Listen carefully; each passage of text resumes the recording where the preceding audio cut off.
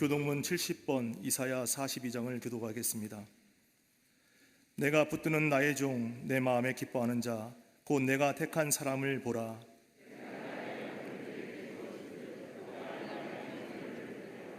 그는 외치지 아니하며 목소리를 높이지 아니하며 그 소리를 거리에 들리게 하지 아니하며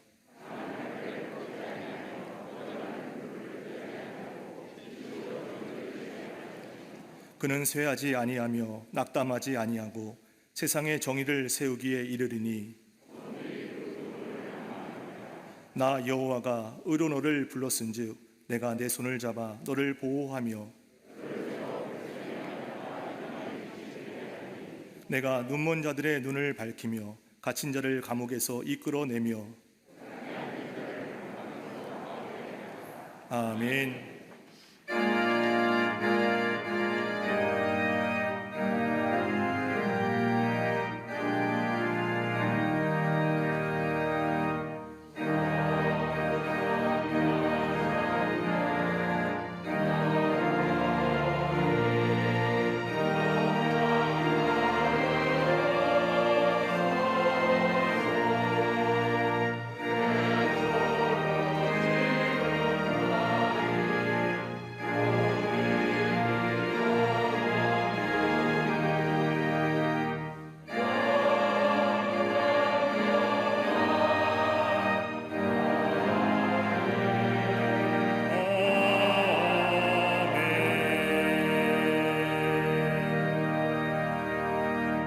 전능하사 천지를 만드신 하나님 아버지를 내가 믿사오며 그 외아들 우리 주 예수 그리스도를 믿사오니 이는 성령으로 잉태하사 동정녀 마리아에게 나시고 본디오 빌라도에게 고난을 받으사 십자가에 못 박혀 죽으시고 장사한 지 사흘 만에 죽은 자 가운데서 다시 살아나시며 하늘에 오르사 전능하신 하나님 우편에 앉아 계시다가 저리로서 산자와 죽은 자를 심판하러 오시리라. 성령을 믿사오며 거룩한 공예와 성도가 서로 교통하는 것과 죄를 사하여 주시는 것과 몸이 다시 사는 것과 영원히 사는 것을 믿사옵나이다. 아멘.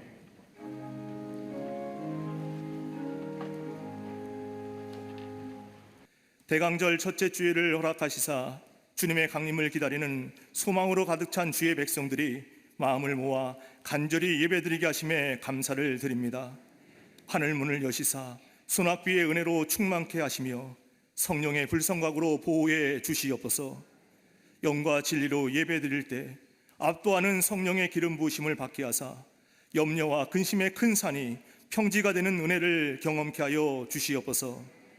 지난 주간의 삶을 돌아볼 때 믿음으로 살지 못하고 낙심케 하는 일들에 매여 모난 인생의 길을 걸어왔음을 회개하오니 죄의 본성에서 깨어나게 하시며 성경적인 조명으로 속사람이 날로 새로워지는 은혜를 누리게 하여 주시옵소서.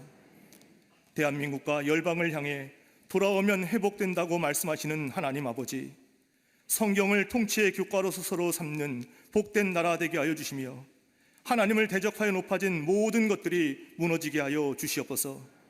나라 민족을 위해 부르짖어 간구하는 성도들의 기도를 통해 정치, 경제, 사회, 문화, 안보, 교육 모든 분야를 하나님의 손길로 어루만져 주시사 혼톡한 시대에 영적 대반전이 일어나 열방을 축복하는 제사장 나라로 삼아 주시옵소서.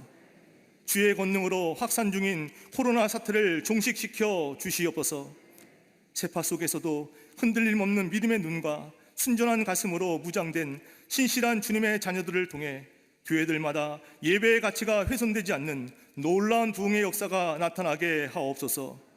온갖 고난과 핍박 중에서도 신앙의 절개를 지키는 북한 지하교회 성도들을 위로하여 주시며 피 흘림 없는 복음적 평화 통일을 속히 이루게 하사 무너진 곳마다 재건되는 소망의 날을 맞이하게 하여 주시옵소서. 광림의 재단을 새시대 부흥의 마중물로 쓰시는 하나님 아버지, 복음 전하며 세상의 평화를 선포하는 재단으로 주신 사명 감당할 때 강력한 평강의 대사가 되어 위기 시대를 살아가는 이들에게 그리스도의 주 되심이 해답이 됨을 선포케 하옵소서. 외롭고 우울한 비대면의 시대에 부활의 주님을 전하며 순도 높은 사랑으로 이 나라와 열방을 살리는 생명 공동체로 계속해서 쓰임받게 하여 주시옵소서. 세워주신 부서와 기관마다 말씀과 기도의 뿌리를 튼튼히 하며 겸손히 헌신하게 하사 날이 갈수록 신앙과 삶이 일치되는 성숙의 열매를 맺게 하여 주시옵소서. 온 성도가 참 예배대로 드려질 때 공예배가 온전히 회복되게 하사 시대의 결박과 모든 명예가 풀리게 하여 주시옵소서. 속회와 선교회로 모일 때마다 자신의 영역에서 소박한 사명의 숙련공이 되어 묵묵히 시대를 압도하게 하여 주시옵소서. 교회 학교와 어린이집, 샤이닝 키즈와 스쿨, 샤이닝 유스와 사랑부, 청년부와 청장년부가 어려운 시대를 새롭게 하며 세상의 뿔을 깨뜨리는 다음 세대 인재들로 일어나게 하여 주시옵소서. 수능 시험생들을 기억하여 주시사 미래에 대한 두려움이 다가올 때 한결같이 하나님께 엎드리게 하사 미래의 문이 활짝 열리는 은혜를 경험케 하여 주시옵소서. 가정과 자녀와 일터마다 갑절의 은혜를 부어주시사 놀라운 영적 기백으로 어떤 경우에도 흔들림 없는 은혜의 주류로 우뚝 서게 하여 주시옵소서. 일평생 하나님의 꺼지지 않는 떨기나무 불꽃 앞에 서신 감독님께 육신의 한계를 뛰어넘는 강건함을 더하시사 푸른 감람나무의 은혜가 넘쳐나게 하여 주시옵소서. 영광스러운 직분을 감당하시는 담임 목사님께 영육의 강건함을 7배나 더하여 주시며 섬기시는 목회를 통해 영적 성장과 화목케 하는 사명이 완수되게 하여 주시옵소서. 오늘도 생명의 말씀을 대언하실 때 말씀의 귀와 믿음의 눈이 열리는 성령 충만한 임재 앞으로 나가는 복된 체험이 가득하게 하여 주시옵소서. 이 시간 성령의 샘솟는 능력으로 영혼의 새 옷을 입고 영광스러운 예배 자리에 함께하는 광림 남교회와 서교회, 북교회와 국내 선교지, 방송으로 예배드리는 모든 성도들에게도 비관론이 득세하는 어두운 시대 하나님 나라의 역사관으로 무장하게 하사 날마다 알곡의 마음으로 역사를 선순환시키는 축복의 통로가 되게 하여 주시옵소서. 눈물과 고통 가운데 병상에서 주일을 보내는 이들에게 어떤 상황에서도 성령님의 충만한 지배하심으로 먹구름 속 햇살 같은 절대 평안으로 병마를 이기며 비상하게 하여 주시옵소서. 온전한 예배를 위해 정성을 다해 헌신하는 손길들마다 하나님 나라의 야성과 뚝심으로 무장시켜 주사 가면 갈수록 끝이 더 좋은 변화와 기적을 경험하는 평생이 되게 하여 주시옵소서. 구원의 감사와 성령의 기쁨으로 환희의 찬양을 부르며 영광 돌리는 갈릴리 성가대와 오케스트라의 찬양을 기뻐 받아 주옵시며 현실을 이기는 깊은 찬양의 능력이 뿜어져 나오는 은혜의 진원지가 되게 하여 주시옵소서. 오늘도 하나님의 충만한 임재 가운데 광림재단의 예배를 흠양하시사 치유와 회복으로 가득 채워주시는 우리 주님 예수 그리스도의 이름으로 감사하며 간절히 기도드리옵나이다. 아멘. 오늘 성경 말씀은 골로새서 2장 1절에서 5절까지입니다. 내가 너희와 라오디게아에 있는 자들과 무릇 내 육신의 얼굴을 보지 못한 자들을 위하여 얼마나 힘쓰는지를 너희가 알기를 원하노니 이는 그들로 마음의 위안을 받고 사랑 안에서 연합하여 확실한 이하의 모든 풍성함과 하나님의 비밀인 그리스도를 깨닫게 하려 함이니 그 안에는 지혜와 지식의 모든 보화가 감춰져 있느니라. 내가 이것을 말함은 아무도 교묘한 말로 너희를 속이지 못하게 하려 함이니 이는 내가 육신으로는 떠나 있으나 심령으로는 너희와 함께 있어 너희가 질서 있게 행함과 그리스도를 믿는 너희 믿음이 굳건한 것을 기쁘게 봄이라. 아멘.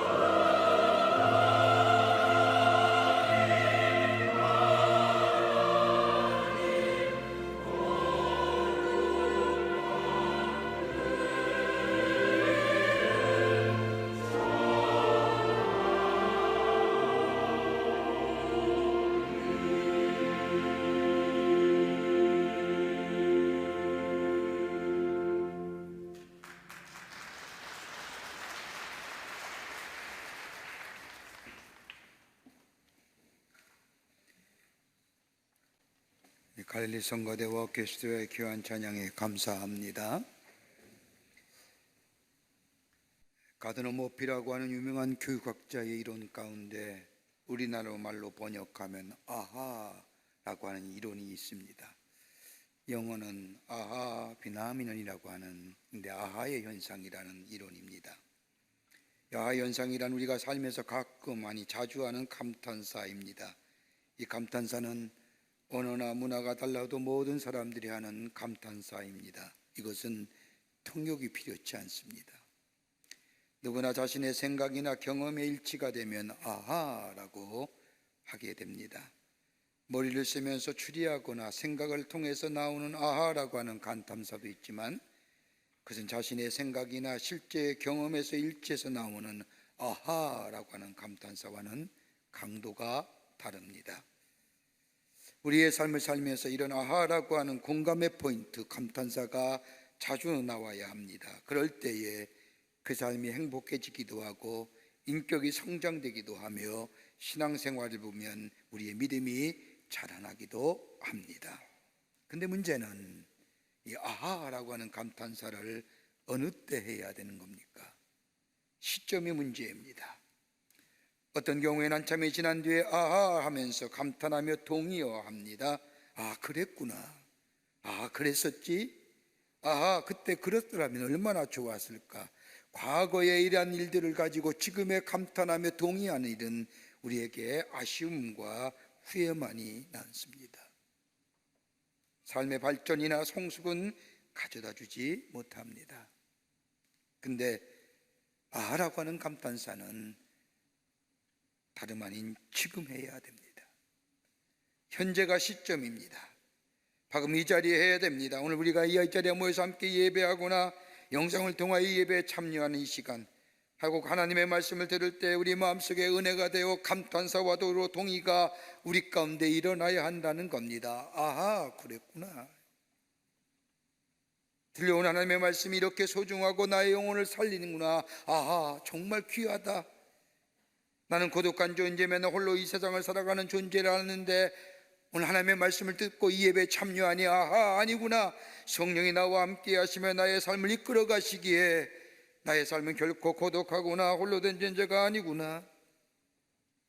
내 인생의 여정을 살면서 내가 실패한 인생을 살았는 줄 알았는데 나의 인생에는 성공이란 단어는 나와 별개 없는 것 같았는데 별개의 사람이라고 생각했는데 내가 생각해 보니 오늘 예배에 참석하고 하나님의 말씀을 듣다 보니 아하, 아니구나. 내 인생 실패한 인생이 아니라 하나님의 뜻 안에 있는 하나님의 인도하심 받은 인생이구나 라고 내 안에 감탄과 동의어에 있는 아하가 나오면 그 삶은 성숙함과 더불어 발전함이 있을 뿐만 아니라 신앙적으로도 영혼의 새로움과 신앙의 성숙함을 이루어 갈 수 있다는 겁니다. 아무 말씀 안 하시는 건 무슨 의미입니까? 이렇게 얘기했는데 아하. 오늘 그 본문의 말씀은 바울이 골로새 교회 성도들 향한 서신입니다. 바울은 골로새 교회를 방문한 적이 없습니다마는 그곳에 신실한 그리스도인이 있을 뿐만 아니라 바울을 찾아와 방문을 요청을 받고 서신 형식으로 보낸 말씀이 오늘 우리가 함께 읽은 골로새 말씀입니다. 오늘 특별히 본문의 말씀인 2장 2절의 말씀을 보면 오늘 골로새서의 전체의 주제라고 해도 과언이 아닌 귀한 말씀 한마디가 한 구절이 나옵니다. 하나님의 비밀인 그리스도라고 하는 말씀입니다. 여기서 말하는 비밀이란 말은 헬라어로 무스테리온이라고 말하는데 영어로 옮기면 미스터리입니다. 신비로움이라는 겁니다. 비밀스러운이라는 말씀이 있는 겁니다. 바울이 이렇게 이 말씀을 하는 이유는 다름이 아니라 우리가 예수 그리스도를 대하여 말할 때에 특별히 하나님의 나라에 관하여 말할 때에 그 하나님의 나라는 우리가 마치 너울을 쓰거나 수건을 쓴 것 같이 보였는데 예수가 이 땅에 오심으로 말미암아 하나님의 나라가 그 수건과 너울이 벗겨지는 것처럼 벗겨져 환하게 우리 가운데 다가왔다는 겁니다. 예전에 알지 못했던 하나님 나라의 그 모습이 하나님 나라가 어떤 나라인가에 관한 말씀이 막연하게 알고 있던 그 하나님의 나라가 예수 그리스도가 이 땅에 오심으로 완전하게 그 신비로움이 벗겨져 우리에게 다가왔다는 겁니다. 그 하나님의 나라의 세계가 예수 그리스도의 이 땅에 오심을 인하여 알게 되었다는 겁니다.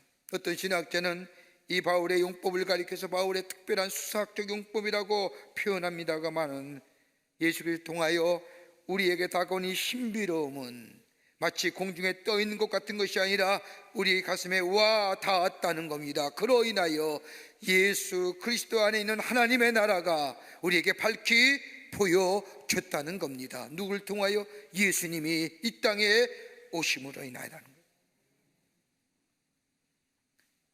하나님의 비밀인 예수 그리스도, 그 다음에 그 다음에 이어 나오는 또 하나의 동사형이 나오는데 그 다음에 아니라 깨닫다는 겁니다. 하나님의 비밀인 그리스도를 깨닫게 하려 함이라고 하는 이 말씀에 깨닫다는 말은 헬라어로 에피크노시스라고 얘기하는데 이것은 보통 귀로 듣는 지식이 아닙니다. 에피크노시스라고 하는 말은 논리적인 지식도 아닙니다. 이것은 다름이 아니라 체험적인 지식, 인격과 인격의 만남으로 이루어지는 신비로운 지식을 말합니다.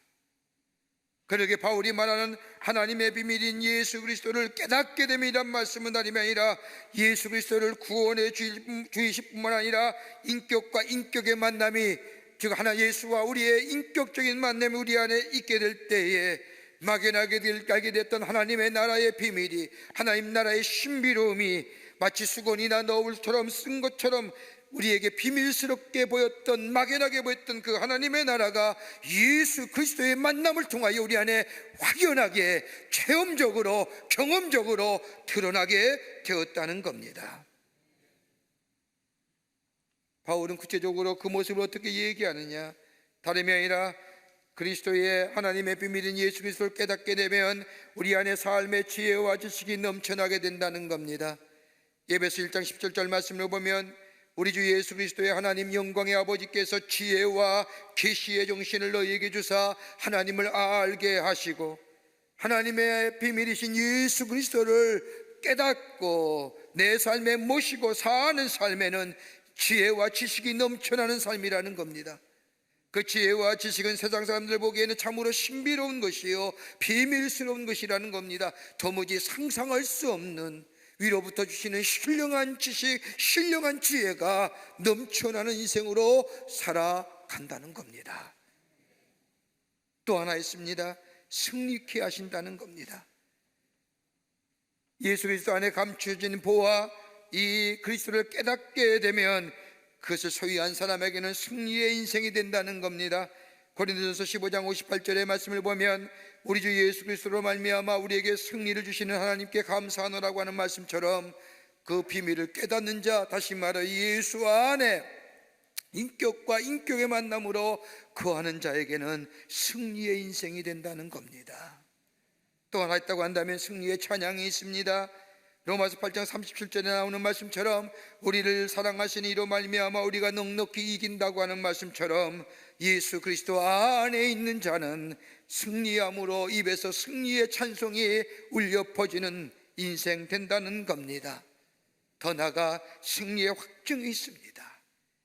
요한에서 5장 5절의 말씀처럼 하나님의 아들이심을 믿는 자가 아니면 세상을 이기는 자가 누구뇨라고 말씀하신 것처럼 하나님의 아들이심을 믿는 자, 다시 말하여 저 하나님의 비밀인 예수 그리스도를 깨닫는 자마다 인생에 있어서의 승리하는 인생이 된다는 겁니다. 그러기에 지혜와 지식이 넘쳐날 뿐만 아니라 승리의 계가와 승리의 찬양과 승리의 확증이 있는 삶, 예수 그리스도를 깨닫게 되면 이것이 뭐예요? 하나님의 무스테리온, 하나님의 비밀이라는 겁니다.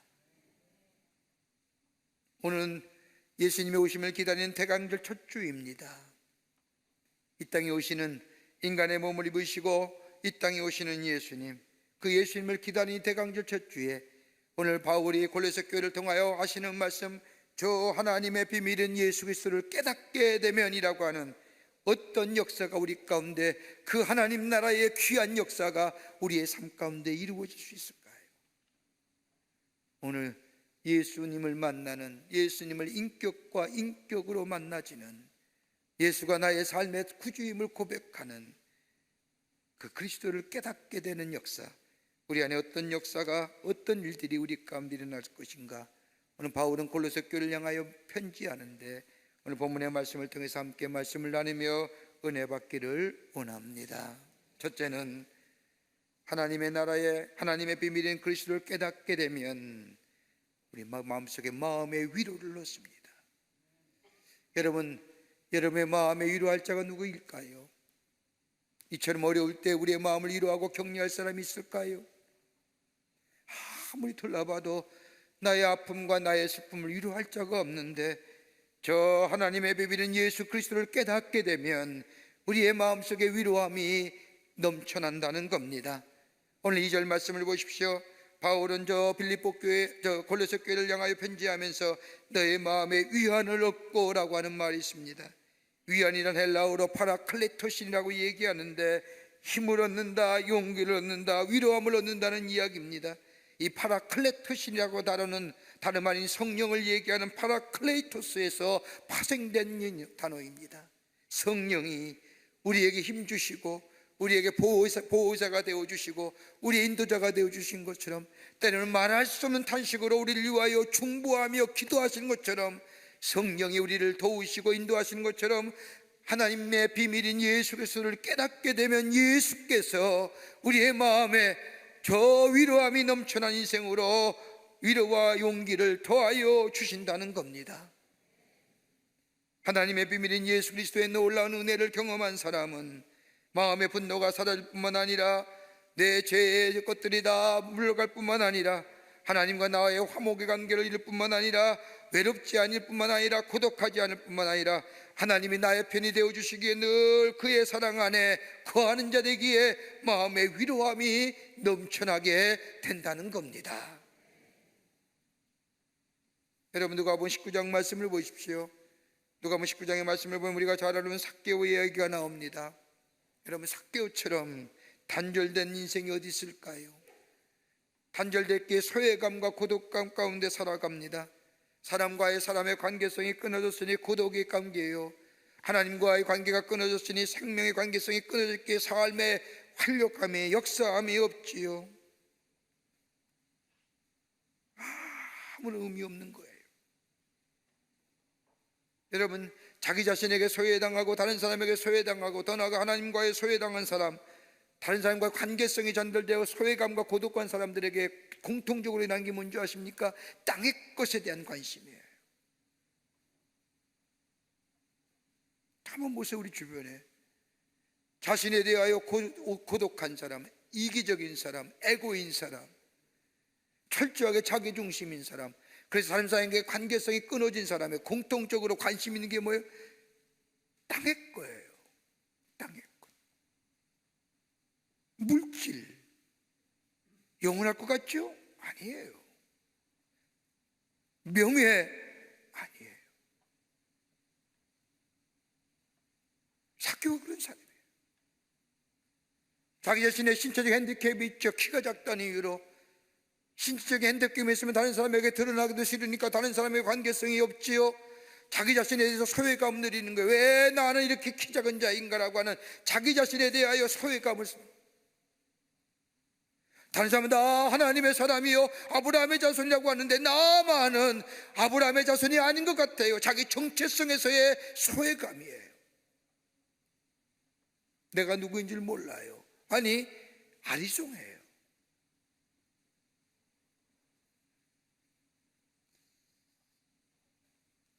더다거나 자신이 가지고 있는 일 때문에 다른 사람의 분노의 대상이에요. 다른 사람에게 분노의 대상이 되기 자신이 모르게 나도 마음속에 분노가 일어나는 겁니다. 그러게 한마디로 소외된 자, 자기 정체성을 잃어버린 자, 분노의 사람, 이런 사람, 내가 누구인지 모르고 사는 인생.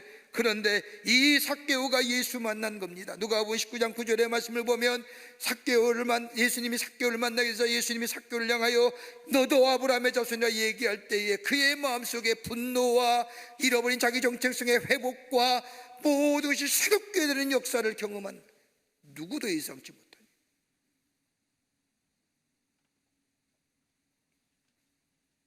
관계성의 단절로 인하여 소외된 사람이 회복하는 역사를 경험하며 다른 사람과의 관계성이 회복되지 않습니까? 신체적으로 외소함이 인한 상한 감정의 소유자가 그의 마음속에 치유함의 역사를 경험합니다. 분노의 사람이 나눔의 사람, 섬김의 사람이 되지 않습니까?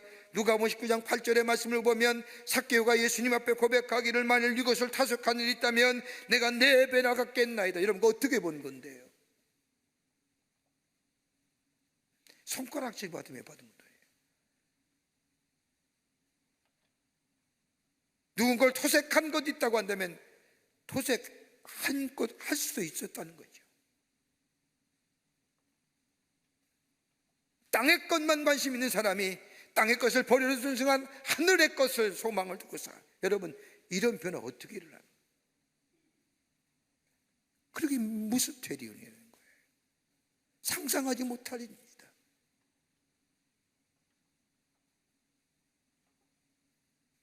하나님의 비밀인 예수 그리스도를 깨닫게 되면 그의 마음속에 새로운 역사, 새로운 회복의 역사, 치유의 역사, 그리고 새롭게 하시는 역사, 위로함의 역사가 넘쳐나는 것입니다. 그러기에 하나님의 비밀인 예수 그리스도를 깨닫는 자마다 삶의 위로와 용기와 회복의 역사를 경험하는 그 놀라운 은혜가 임하게 되는 줄 믿습니다. 두 번째는 연합하는 은혜를 경험하게 됩니다. 하나됨의 은혜를 경험한다는 겁니다. 나뉘었던 삶이 하나가 됩니다. 갈라졌던 삶이 하나가 됩니다. 찢겼던 삶이 다시 하나됨의 역사가 이룹니다. 오늘 여기 본문 2절의 말씀을 보면 하나님의 비밀인 예수 그리스도를 깨닫게 되면 사랑 안에서 연합하게 하느니라고 하는 것처럼 사랑 안에서 연합의 역사를 경험한다는 겁니다. 여러분, 십자가가 무엇이에요? 여러분, 예수님의 저 죽으신 십자가를 바라볼 때마다 무엇을 경험하시는지요? 다름이 아니라 저 십자가를 할 때마다 내 마음속에 하나님과의 사랑이 나타난 바 되지 않습니까? 나를 새롭게 하시는 하나님의 사랑, 영원히 죄를 말미암아 죽을 수밖에 없는 자, 하나님을 향하여 멸시하며 하나님에 대하여 하나님에 대해 비방했던 자, 영원히 죽을 수밖에 없던 우리들을 구원하시기 위해서 예수님을 이 땅에 보내주시고 십자가에 달려 돌아가게 하시고 그로 인하여 하나님의 사랑이 나타나신 바 된 저 십자가, 내가 죽어야 되는데 예수님이 나를 대신하여 죽었던 저 십자가의 놀라운 은혜, 그러게 십자가를 볼 때마다 하나님의 사랑이 내게 비춰져 오는 거예요. 그 사랑이 나를 새롭게 하시는 거예요. 나를 하나님과의 관계를 회복시킬 뿐만 아니라 이웃의 관계를 회복시켜 주시는 것, 하나님의 사랑을 우리에게 보여주신 것으로 그치는 것이 아니라 그 사랑을 받은 자마다 다른 사람에게 그 사랑을 전하며 살라고 하는 하나님의 놀라운 은혜와 사랑의 말씀들. 여러분, 요한복음 13장의 말씀을 보면 예수님이 십자가에 돌아가시긴 전날 밤에 내림의 십자가를 지셔야 하는데 제자들과 마지막 성만찬을 행하며 제자들에게 유언을 삼아 교훈하시지 않습니까? 요한복음 13장 34절의 말씀을 보면 내가 너희에게 새 계명을 주노니 서로 사랑하라라고 말씀합니다. 그러면서 내가 너희를 사랑한 것처럼 너희도 서로 사랑하라고 말씀합니다. 여기서 예수님 말씀하신 사랑은 저 헬라가 쓰는 필러나 저 에로스의 사랑이 아니라 아가페의 사랑, 사전적 의미로는 설명할 수 없지만 그 전부가 사랑인, 전부 내어주는 사랑.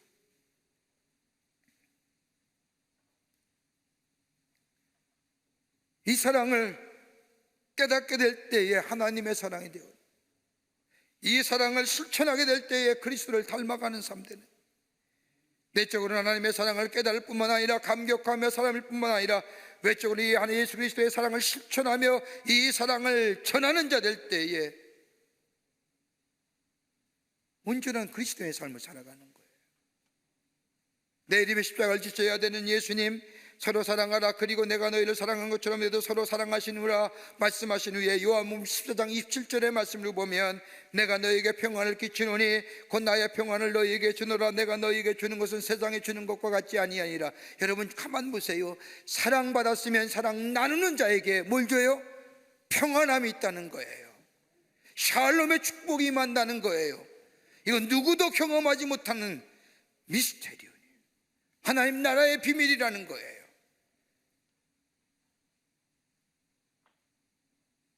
십자가는 하나 되게 하실 뿐만 아니라 하나님의 사랑이 나타난 바 되실 뿐만 아니라 그 사랑을 받은 사람, 다른 사람의 그 사랑을 나누어줄 때에 우리 안에 뭐예요? 주의 주시는 평안함의 역사, 평안함의 역사.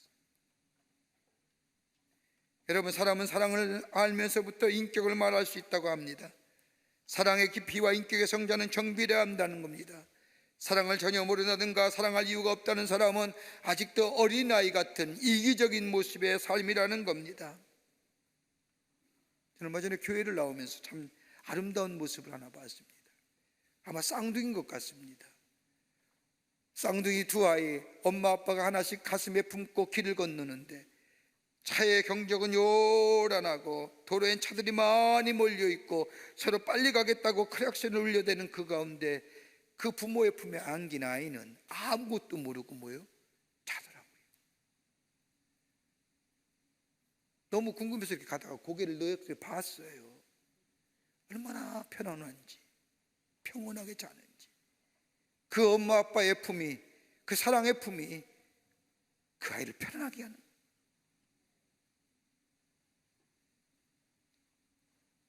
성숙한 사람은 사랑을 압니다. 사랑받고 있던 사실을 알 뿐만 아니라 다른 사람에게 그 사랑을 전하여 주는 사람, 이 사랑이 하나됨의 역사를 경험하게 합니다. 여러분, 본문의 말씀에 연합한다는 말은 밀착하다, 접합하다, 결합시키다는 말인데 하나가 될 때에 주의 주시는 평화가 임하게 됩니다. 그 하나는 십자가의 사랑으로 하나 되게 합니다. 사랑을 전하여 주게 될 때에 단절됐던 관계성이 회복되고 결합되고 접합되는 역사. 여러분, 아담과 이브가 에덴 동산에서 하나님이 따먹지 말라는 선악과를 따먹을 때에 세 가지의 그 따먹는 순간 세 가지의 파열, 균열이 생겼다는 겁니다. 하나는 뭐냐? 자기 자신과의 균열입니다.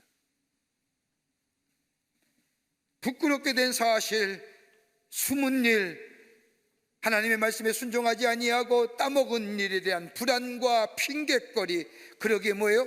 가리우는 거예요. 가렸잖아요. 나무 잎으로.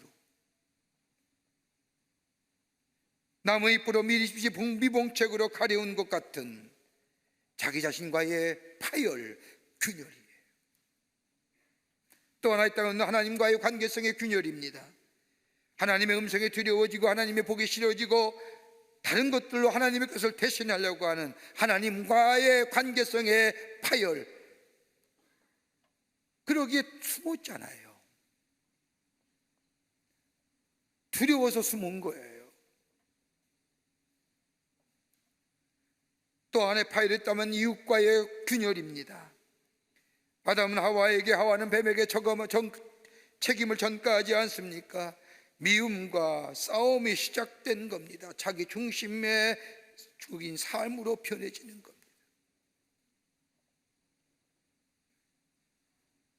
한마디로 단절이에요.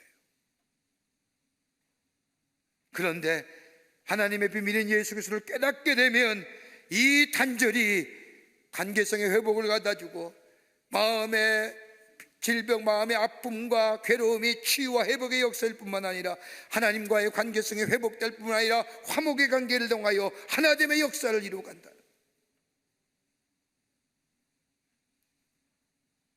뭐라면요? 하나님의 비밀인 예수 그리스도를 깨닫는 자마다 이런 신비로운 은혜, 이 비밀스러운 놀라운 은혜를 경험하는, 하나됨의 역사를 경험하는 하나님 나라의 복된 백성의 삶으로 살아가게 되는 줄 믿습니다. 예수를 깨닫게 되면. 끝으로 하나님의 비밀인 예수 그리스도를 깨닫게 되면 삶의 부요함이 넘쳐나게 됩니다. 그리스도를 깨닫게 되면 우리의 삶의 부요함이 넘쳐난다는 겁니다. 오늘 2절 후반부의 말씀을 보면 확실한 이해와 모든 풍성함이란 얘기를 합니다. 여기서 풍성함이란 얘기는 블루투스라고 얘기하는데 영광의 풍성함입니다. 지혜의 풍성함입니다. 놀랄만한 일을 발견했을 때 사용하는 단어입니다. 그러기에 확실한 이해와 풍성함이라는 것은 다시 말하여 그리스도 안에서의 풍성함, 다시 빼앗길 수 없는 풍성함. 여러분, 하나님의 자녀가 됐던 게 뭘까요? 하나님의 자녀가 되었다는 것은 하나님의 사랑이 체험되었다는 겁니다. 내 안에 있다는 겁니다. 이런 사람에게 하나님이 우리에게 주시는 귀한 선물이 뭘까요? 다름이 아니라 하늘의 소망이에요. 베드로는 이걸 뭐라고 얘기해요? 살아있는 소망이라는 거예요. 여러분 가만 생각해 보세요. 우리의 인생의 여정 가운데 아무리 힘이 들고 어렵다 할지라도 미래가 우리의 소망 가운데 있다고 한다면 우리 얼마든지 지금의 어려움을 이겨나갈 수 있지 않습니까? 여러분, 우리가 코로나19에 어려운 게 뭡니까? 확실한 소망이 없기 때문이에요.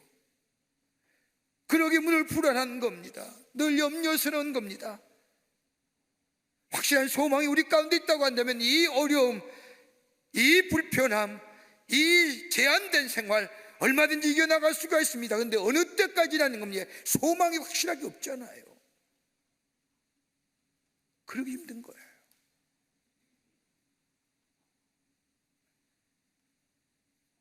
우리가 십자가에 놀라운 애로 하나님의 자녀가 되었습니다.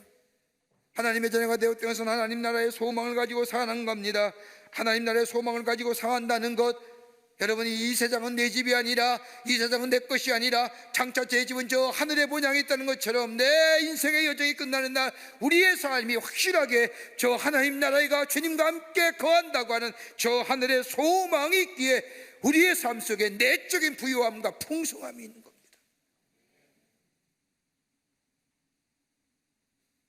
미래가 없다는 것만큼 참혹한 게 없는 거예요.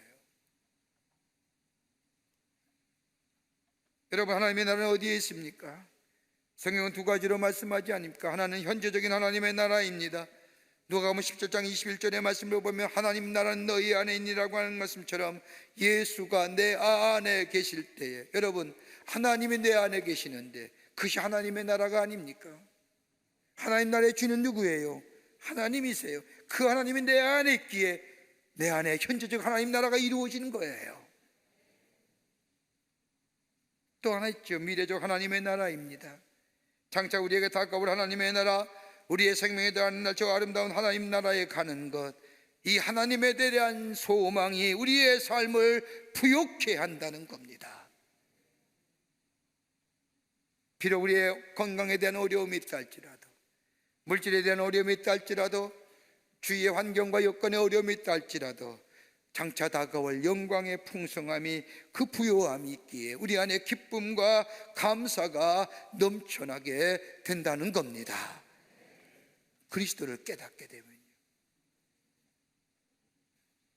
16세기에 영국의 사상가일 뿐만 아니라 법률가였던 토마스 모어가라는 사람이 나중에는 성인이라는 칭호를 받는 사람입니다마는, 그가 하던 일이 잘못되어 무고하게 재판을 받고 사형 선고를 언도받습니다.